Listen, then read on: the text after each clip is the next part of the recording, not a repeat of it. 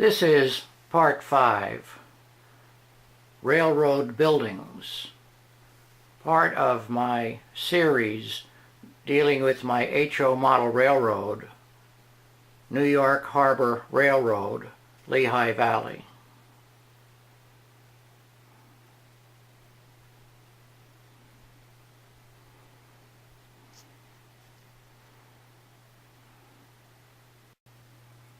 I will start with the headquarters building. This administration office is located on River Street in the Mott Haven neighborhood of the South Bronx. All the necessary administration, sales, customer service, and employee services are done here.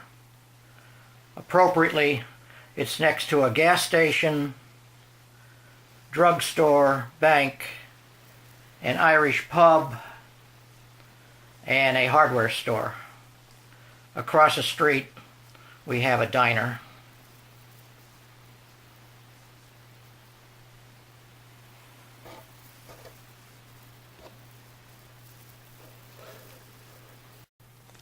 We will now look at the other railroad buildings on the layout.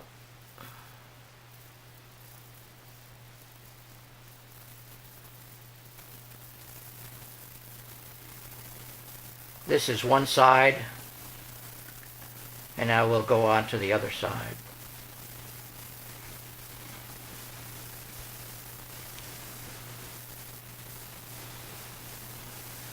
And we'll start with the control tower.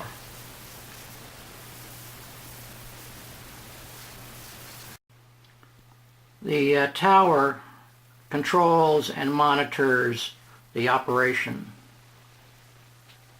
There also is some street running, and therefore a need to monitor and watch for possible accidents. This control tower is scratch built, and I have a small interior.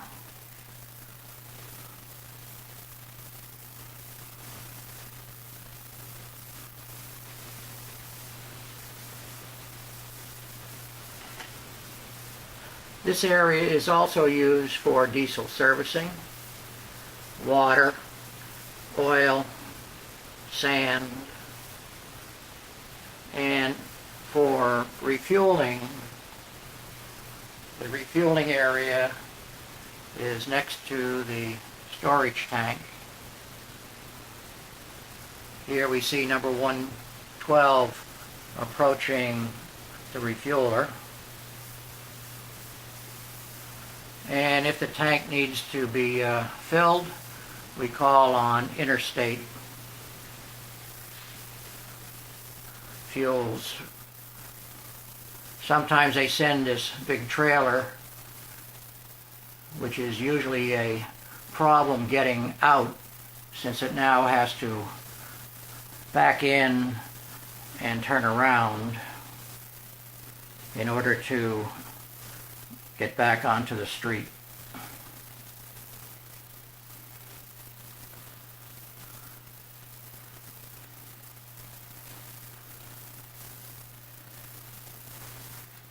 This is the super's office.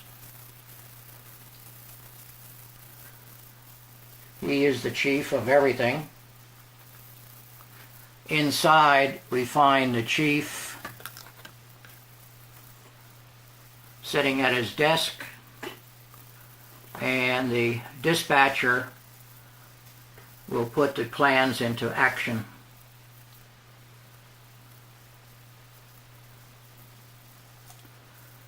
Next, we have the maintenance shop.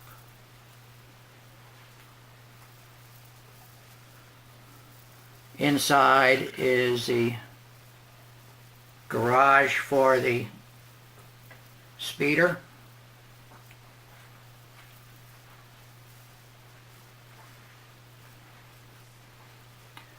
And next to that we have a work dock.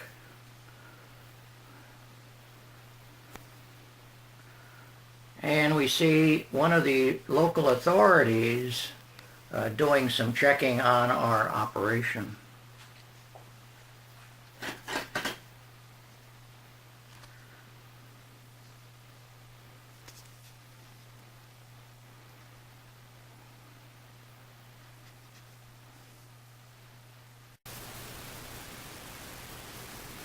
There is a small parts supply warehouse.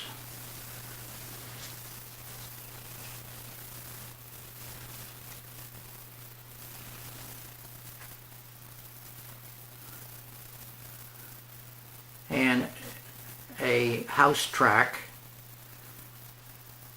currently occupied by a transfer caboose, which is sometimes used on special trips to New Jersey.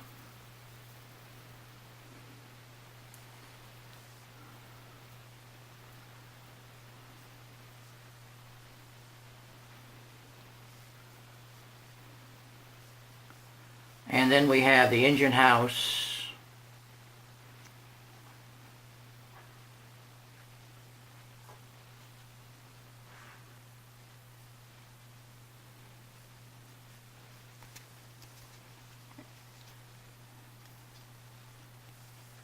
And inside we have a servicing pit for inspections and work. This old express reefer is now used as a storage place.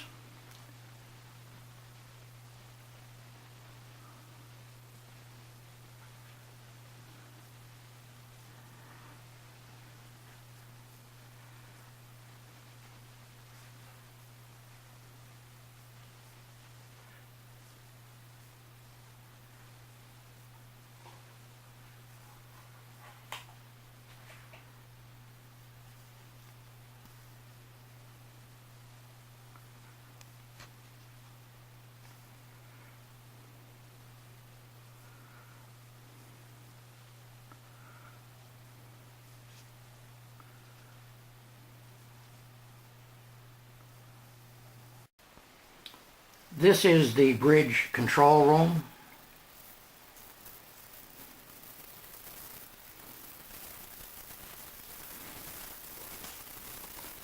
The diesel fuel storage tank, hose and nozzle, which is made from a paper clip, are used then to refuel the tugboat.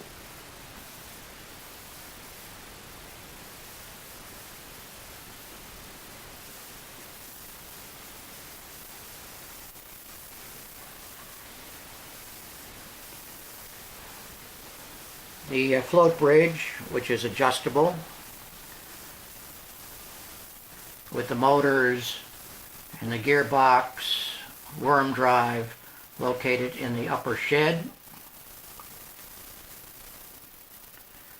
Note that one half of a turnout is on the float bridge, and that allows then to switch over to the outer track or the middle track of the car float.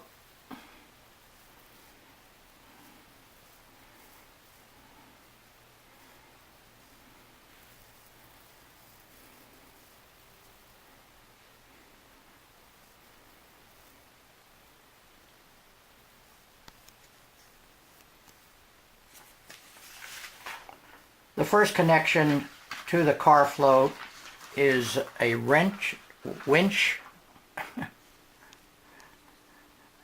and that's tied and pulled into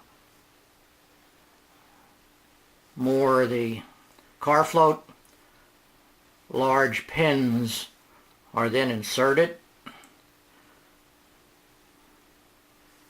and the car float is then tied to the float bridge by way of ropes, sometimes chains. The chains are also used to secure the freight cars, along with chocks and the brakes on the freight car itself.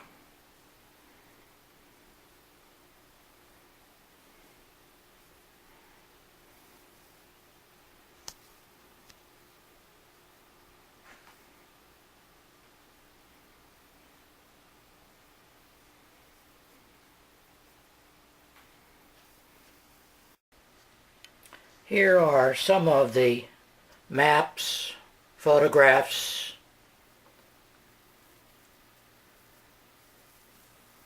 books, DVDs that are used for research in order to develop the flavor of the area and the operation of car float operation dealing with rail marine services.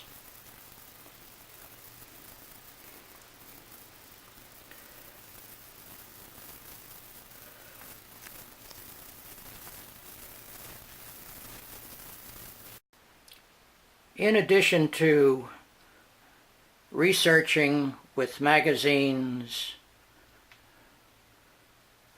maps, pictures, different articles, you also have YouTube to look at how the transfer is done, and you come out with a essence of the operation in HO scale.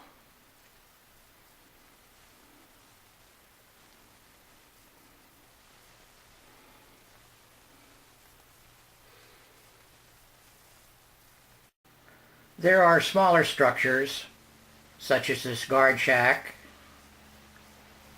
and there's a watchtower that is used when the railroad is very busy. Because of space limitations, accidents and safety is a big issue. There is a phone booth, but it is no longer used. Right now it looks like a golfer is using it as a driving range. And there's a semaphore which is no longer used, and it's always set at stop. The railroad continued on to a larger area and that large 11-12 story warehouse that the Lehigh Valley had.